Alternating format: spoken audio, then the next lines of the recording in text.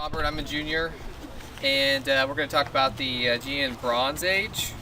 It's a term used to refer to the European Bronze Age civilizations of mainland Greece, Crete, and the Cyclades.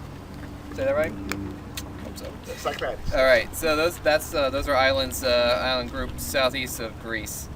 The Aegean Bronze Age lasted from about 2000 to 1200 BC.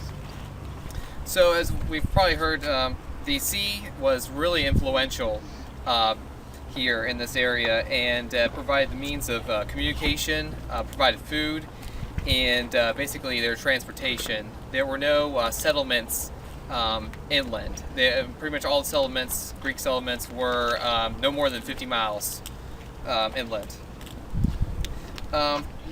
First civilization we're going to talk about is the Minoans.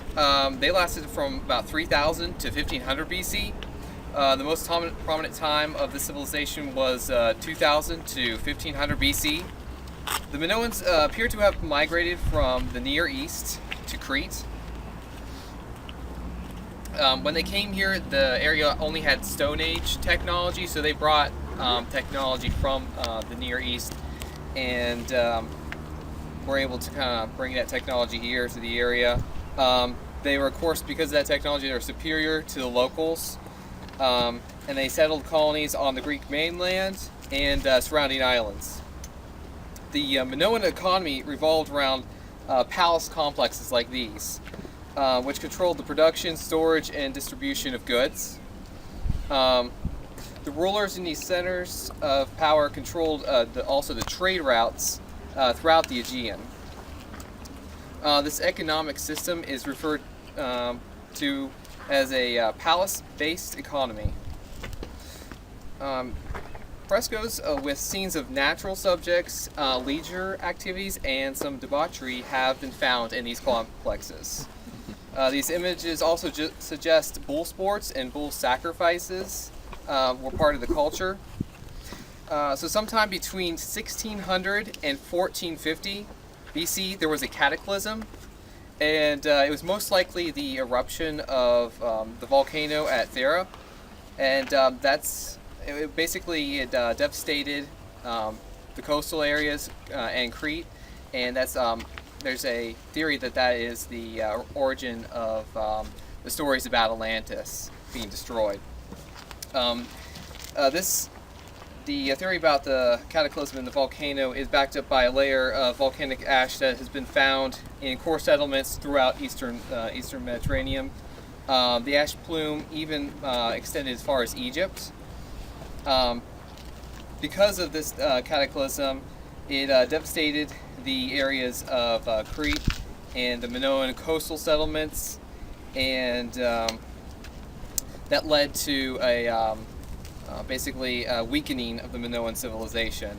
The Mycenaeans came in and were prominent in from 1600 to 1100 BC. They were originally clan-based Indo-European pastoral populations who were dominated by warrior bands to basically rule the rest of the group. They invaded Greece and conquered the native populations, and then they assimilated the Bronze Age technology that was already here. And they also assimilated basically the building of the palace complexes and that entire economy. They basically just took that over. So example of these Mycenaean palace complexes are Mycenae, Pylos, and Tiryns here. The similarities between Minoan and Mycenaean art, architecture, and written language suggest that the Mycenaeans were dependent upon skilled Minoan artisans and scribes at least some point.